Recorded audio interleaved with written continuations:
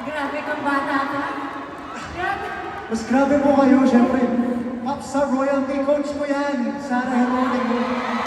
Darren, ikaw ang nag-coach sa akin sa The Voice Kids. Maraming salamat po. Of course, Ate Sarah, thank you so much for making this dream collaboration come true. And maraming salamat po syempre for, you know, all the tips and everything you've taught me. Wala yun!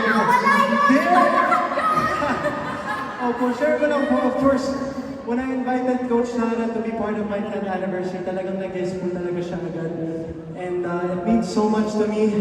Kundi ko lang yung tawal mo. Ah! Thank you po. Opo, ay, song! Thank you po. Thank you po.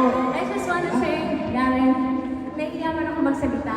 Pero, Darren, mahal na mahal ka namin. We all know how amazing you are as an artist, as a vocalist.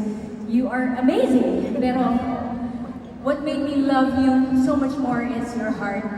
Grabe yung puso mo, Darren. Every time I would see you, napaka-genuine ng happiness lang. Every time na nagkikita tayo, sobra akong bilib na bilib sa'yo, sa humility mo, Darren. Mahal na mahal kita, mahal na mahal ka namin.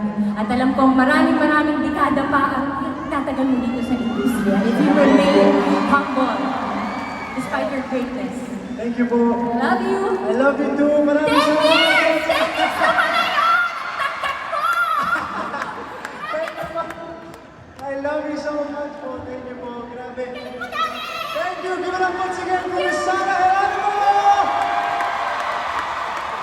Wow!